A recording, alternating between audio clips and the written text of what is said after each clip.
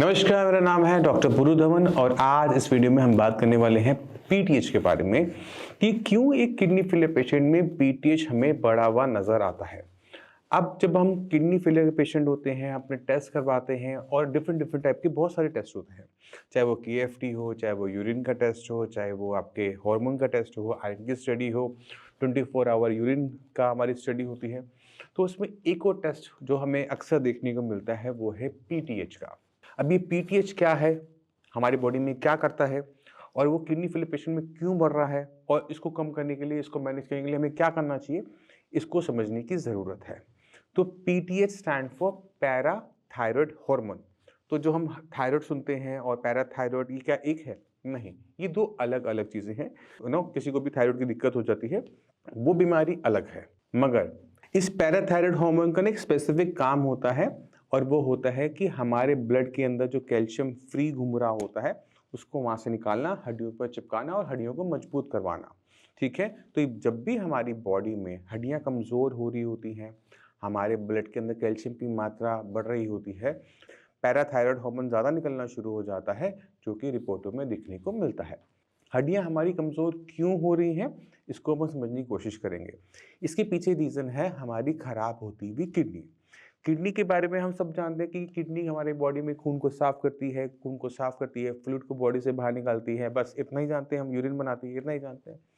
But हमारी kidney और भी बहुत सारे काम करती है। उनमें से एक है कि हम जो विटामिन डी धूप से, खाने से लेते हैं, एक्टिवेट करना। और एक्टिवेट विटामिन डी का काम क्या है कि हड्डियों पे कैल्शियम को चिपकाकर हड्डियों को मजबूत करना।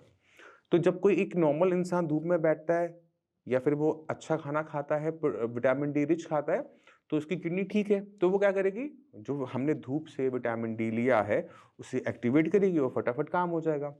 बट किडनी फेलियर पेशेंट में जो हम धूप में बैठ के या खाने से जो हम विटामिन डी ले रहे हैं वो शरीर को लग नहीं पाता, क्योंकि किडनी काम नहीं कर रही।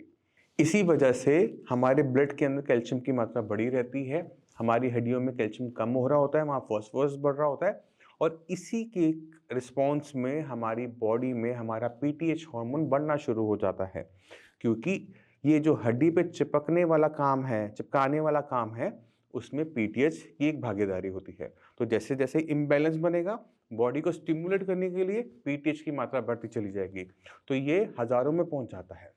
तो हमें यहाँ पे परेशान होने की ज़रूरत नहीं होती, यहाँ पर हमें विटामिन डी को एक्टिवेट करने की ज़रूरत है। अब विटामिन डी हमारी किडनी तो कम काम कर रही है, एक्टिवेट होगा तो कैसे होगा? तो इसका एक छोटा सा सोल्यूशन ये होता है कि जितने भी पेशेंट होते हैं जिनका पीटीएच बहुत बड़ा हुआ आ रहा होता है, उसे कंट्रोल करने के लिए उनको विटामिन डी सप्लीमेंट दिया जाता है। अब जब मैंने कहा विटामिन डी सप्लीमेंट, आपके माइंड में आ गया, अरे मैं तो लेता हूँ, मैं तो हर हफ्ते एक सेशे ले लेता हूँ। अगर आप हफ्ते में एक बार विटामिन डी की सप्लीमेंटेशन कर रहे हैं और लोगों की तरह, तो आप गलती कर रहे हैं। क्यों? क्योंकि वो फेल ही होगी, आपका पीटीएच से कंट्रोल नहीं आएगा। आपकी बॉडी में किडनी खराब होने की वजह से विटामिन डी एक्टिवेट नहीं हो पाता। इसी वजह से जब भी आप हफ्ते में एक बार वाला विटामिन डी लेंगे, वो कोलेकैल्सिफेरॉल है, वो इनएक्टिव विटामिन डी है, उसे किडनी ही एक्टिव करती है। अब किडनी तो काम नहीं कर रही, तो जो आप ले रहे हो वो वेस्ट हो रहा है। इसकी जगह हमें लेना पड़ता है, वह है कैल्सीट्रॉल। कैल्सीट्रॉल एक विटामिन डी की ऐसी फॉर्म है जो कि एक्टिवेटेड है, जिसे एक्टिवेट करने के लिए किडनी की ज़रूरत नहीं है, वो एक लेवल ऊपर का है। तो जैसे हम उसको लेते हैं, हमारी बॉडी में जो पीटीएच की वैल्यूज़ है वो कंट्रोल में आनी शुरू हो जाती है। और कैल्सीट्रॉल हमें डेली बेसिस पे लेना पड़ता है। तो उसके अमाउंट कम ज़्यादा तो हमें रिपोर्ट देख के पता लगता है, बट हाँ, इसे हम डेली लेते हैं, हफ्ते में एक बार वाला काम यहाँ पर नहीं करते हैं। कुछ डॉक्टर सिर्फ विटामिन डी देते हैं, कुछ डॉक्टर विटामिन डी और कैल्शियम भी साथ में लगा के देते हैं, दोनों ही सही हैं। इसके अलावा कोई और ट्रीटमेंट हमारे पास है? इसके अलावा है हमारे पास, बट वो काम करता हुआ देखने को नहीं मिलता। तो ये छोटी छोटी बातें होती हैं जो कि हर एक किडनी फेलियर पेशेंट को पता होना चाहिए।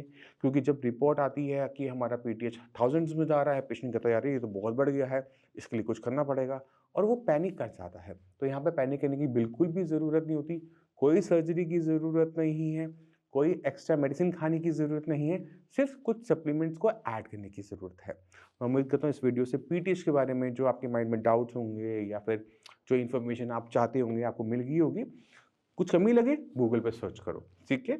और इसी के साथ आप सभी से मैं चलने की आज्ञा चाहूँगा। मिलते हैं अगली वीडियो में, तब तक के लिए नमस्कार।